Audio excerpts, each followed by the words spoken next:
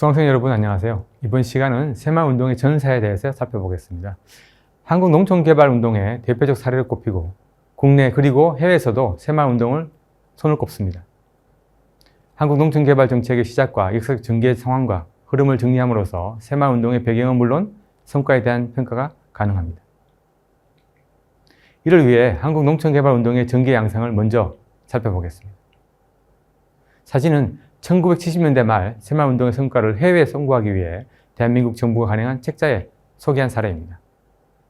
정비된 토지와 마을주택, 그리고 도로가 대표적 성과입니다.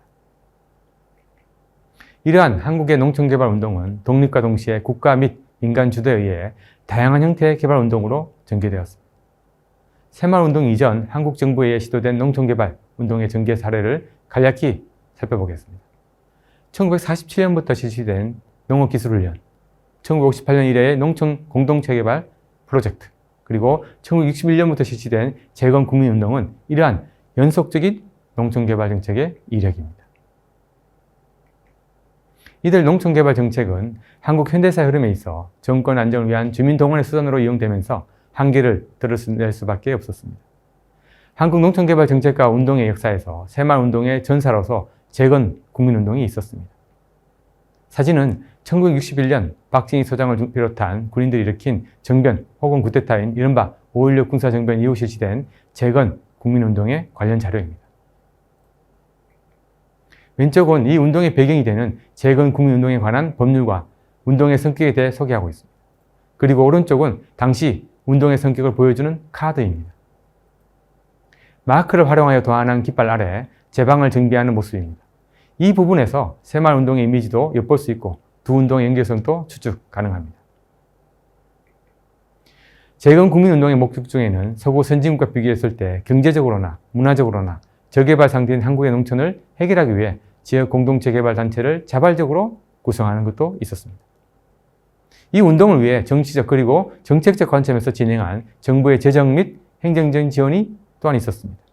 그럼에도 불구하고 이러한 정부 관여는 오히려 지역 공동체에서 자발적인 조직 개발을 저해하는 결과로 이어졌습니다. 여기에는 새로 등장한 군부 정권이 1960년대까지도 명확하게 근대화 혹은 산업화와 연관련한 개념을 확증하지 못한 데 원인이 있었습니다. 그렇기에 정부가 농촌 근대화와 연계한 농촌 개발에 대한 관심과 의지를 집중하지 못했습니다. 재건국민운동의 사례와 같이 1950년대와 1960년대 전개한 농촌개발 정책과 운동은 정부 주도의 하향식 공동체 개발 움직임으로 규정할 수 있습니다. 이와 같은 시행착오에 대한 학습과 농촌의 역사적으로 잠재된 경험이 결합되어 1970년대에 추진된 새마을운동은 상대적으로 하향식과 서양식 공동체 개발 활동을 결합하여 진행했다고 할 수 있습니다. 사진에서 보시는 것은 새마을운동의 상징적 성과에 대한 평가와 관련이 있습니다. 지붕 개량과 마을 안길 포장의 성과를 상징적으로 보여주는 이미지입니다. 이러한 성과를 가능하게 했던 배경에 대한 평가가 있습니다. 이와 관련해서 1970년대 이전부터 진행했던 농촌개발의 전사가 새마을운동에 부분 작용했다고 볼 수 있는 사례가 있습니다. 지역 공동체의 산발적인 농촌개발 활동이 지속하면서 새마을운동과 연계하기도 했던 것입니다. 경상북도 청도군의 신도마을의 경험을 들 수 있습니다. 이 마을은 1957년에 농로 확장 운동을 마을 주민 스스로 전개하였으며 1960년대에 마을 공동체 중심으로 주거 개선이나 주민 수입 개선 활동 등과 같은 조직적 활동으로 농촌 개발 운동을 지속했습니다. 특히 1960년대 마을 공동체 활동은 새마을 운동과 유사한 성격과 형태를 지니고 있었습니다. 신도마을과 유사한 사례가 1960년대 말 다수 존재했으며 경북 포항의 문성리 또한 그중 하나였습니다. 마을 공동체에서 자발적으로 전개하고 있던 주거 환경 개선과 소득 증대 노력의 움직임은 정부에 의해 새마을운동으로 연결되었습니다. 1970년대 비로소 농촌개발운동을 새마을운동으로 명명하고 본격적인 농촌마을 지원을 실시했습니다. 직접적인 계기는 1970년에 개최된 전국도지사회에서 박정희 대통령이 마을 가꾸기 운동을 새로운 농촌개발운동의 모범 사례로 소개한 것이었습니다. 이로써 새마을운동에 대한 정책적 지원이 본격화했습니다. 이런 측면에서 나중에 이 운동은 서구의 계명운동에 강하게 영향받은 경제적, 정신적, 사회적 개발 운동으로서 국가 근대화 운동이라고 규정되기도 했습니다. 사진은 1970년대 국가적 행사의 일환으로 진행했던 전국 새마을 지도자 대회의 모습입니다. 대통령도 참석하는 대규모 관제 행사한 사실을 상징적으로 보여줍니다. 정부가 이 운동에 집중한 정치적 이유가 있었습니다. 농촌개발 운동으로 새마을 운동이 기획된 데에는 도시와 농촌 지역 사이 경제적 불균형에 기인하고 있었습니다. 이런 불균형 현상은 곧 1970년대의 대통령 선거에서 영향을 미칠 것이 예견되면서 정권에서 관심을 기울일 수밖에 없었습니다. 이런 배경에서 농촌 빈곤을 개선하기 위한 새마을 운동은 1970년대 박정희 정권의 창출을 위한 정치적 정책이라고 규정되기도 합니다. 정부는 농촌개발 운동에 정책적 노력을 기울이면서 성과를 통계적으로 드러냈습니다. 1972년에서 1978년 사이 연간 곡물 생산 증대 속도가 7%를 상회하였으며 연간 평균 농촌 가구 수입은 거의 4배 이상 상승했습니다. 이런 통계는 새마을 운동으로 농촌지역 경제 상황이 개선되었다는 근거로 작용하면서 이를 성공적으로 평가하는 근거가 되었습니다. 새마을 사업이 본격화된 후 소득 증대를 달성할 수 있었던 배경은 정부의 지원이었습니다. 하지만 정부는 이 사업의 동력이 마을 공동체의 역할에 있음을 강조했습니다.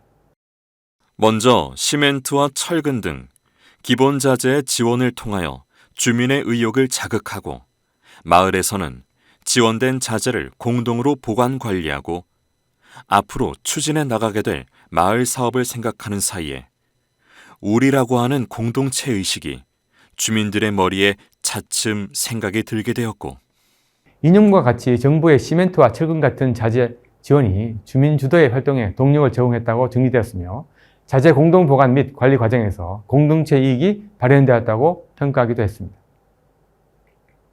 이러한 서술은 새마을 가꾸기 사업 그리고 새마을 운동으로 정리한 과정에서 주민의 동력을 발견하고 이를 금융과 협동으로 정리한 결과를 반영하고 있습니다. 또한 정부 지원 물자에 대한 이용 결정에 대해서도 설명했습니다. 정부는 주민들이 총회를 통해서 의견 수렴, 주민 의견 결정, 주민 공동체 협동 단계가 그것이며 이런 과정이 자조의식으로 이어졌다고 설명합니다. 1974년부터는 새마을 운동의 방향이 선명해지고 동시에 정치화되었습니다. 그해 새마을 운동의 방향은 5가지로 정의되었습니다. 가. 새마을 운동은 잘 살기 운동이다. 나. 새마을 운동은 근대화 운동이다. 다. 새마을 운동은 한국적 민주주의 실천 도장이다. 라. 새마을 운동은 애국심을 기르는 실천 도장이다. 마. 새마을 운동은 유신 이념의 실천 도장이다. 새마을 운동의 가치는 근대화, 민주주의, 애국을 비롯하여 정치구호, 유신을 포함합니다. 이를 기점으로 1960년대 후반에 전환점을 맞은 지역 마을 단위의 농촌개발 운동이 새마을 가꾸기 운동 그리고 1972년 새마을 운동으로 정립된 이후 또 다른 전기를 맞이했음을 알 수 있습니다. 뿐만 아니라 1974년 이후 새마을 운동의 영역은 농촌에서 도시까지 확장되면서 이른바 도시 새마을 운동을 전개하기에 이르렀습니다. 새마을 운동에 대한 방향 전환을 계기로 이 사업의 영역에 대한 정비가 이루어졌습니다. 정부는 1978년 새마을 운동의 전개 단계를 다음과 같이 정리했습니다. 가. 기본 방향의 천명. 1970년 4월 22일 지방장관 회의. 나.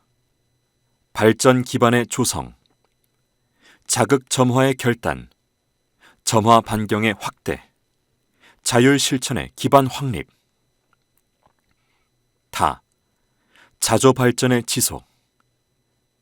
자율 참여의 풍토 성수. 정착 기반의 구축. 심화 발전의 지속. 라.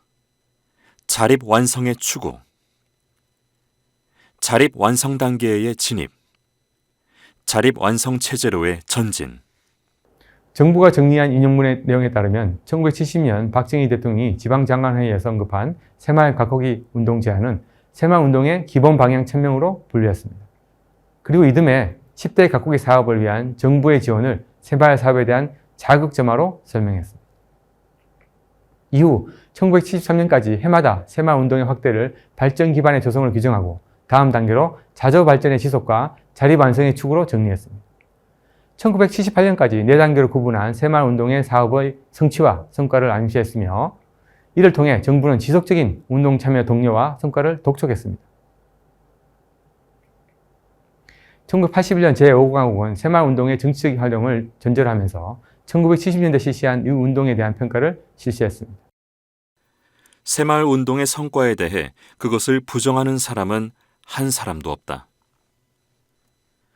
새마을운동 10년이 지난 이 시점에서 새마을운동이 이룩한 농촌의 근대화 운동으로서의 의의와 우리의 산업혁명을 추진하는 기반으로서의 역할과 공헌, 그리고 국민교육과 실천운동으로 국민의 국가관과 민족의 자의식과 긍지를 고취시킨 정신혁명운동으로서의 기여는 후일의 역사가 높이 평가해 주리라 믿는다. 새마을운동에 대한 성과를 부정하지 않는다는 절대 가치를 전제로 10년 동안 진행한 새마을운동의 성과를 요약했습니다. 새마을운동의 성취는 농촌의 근대화, 도시의 산업화, 양측으로 정리했습니다. 근대화를 통한 소득의 증대는 국가에 의한 국민 정신개조, 즉 행정허가의 극적인 성취로 귀결되었다고 강조했습니다. 이러한 평가는 1980년대 새마을운동과 그 조직의 또 다른 정치화로 연결하기 위한 의도가 잠재되어 있었고, 이는 1970년대 전반 농촌 새마을운동과의 결별 수준이기도 했습니다. 농촌 개발로 출발한 새마을운동은 1980년대 추진 방향 전환을 맞았습니다. 새마을운동의 목적이 군사 독재 정권에 대한 정당성을 확보하기 위한 정치적 목적의 주민 동원을 위한 수단으로 변질 혹은 절충되었습니다. 1970년대 농촌지역 새마을운동이 성행하자 이를 공장 새마을운동이라는 이름으로 개편하여 도시 전역으로 확장했습니다. 그러나 이와 동시에 1970년부터 전개하고 있던 임금 향상 움직임의 영향으로 공정 노동자들의 공감 부족, 이 운동은 바로 난간에 직면했습니다. 뿐만 아니라 도시와 농촌의 수입 불균형도 완전히 해소되지는 않았습니다. 새마을운동을 계기로 통계상의 성취에도 불구하고 1970년대까지 획기적 개선이 없었습니다. 이런 상황에서 새로이 출범한 전두환 군사정권은 새마을운동 조직을 도농 간의 소득 불균형 완화를 위한 목적이 아닌 군사 독재 체제 하에 편제하면서 이전에 새마을운동과 결별을 하게 되었습니다. 새마을운동 조직을 전두환의 동생이 사유화하고 곧이어 부패한 사실은 이를 보여줍니다. 이러한 배경에 따라 농촌 지역에서의 새마을운동마저도 참여율 저하가 발생하면서 1970년대 새마을운동과 같은 농촌 개발의 방향과 성과를 더 이상 개선할 수 없었습니다. 새마을운동은 1960년대의 마을 공동체의 환경 개선 노력이 지속하면서 1970년대의 경제적 가난을 해결하기 위해 조직되어 정기적 규모로 확장되었으며 1980년대의 침체기 그리고 21세기 생활 환경 개선을 위해 전환을 맞이하면서 농촌 개발을 위한 진화와 변화를 거듭하고 있습니다.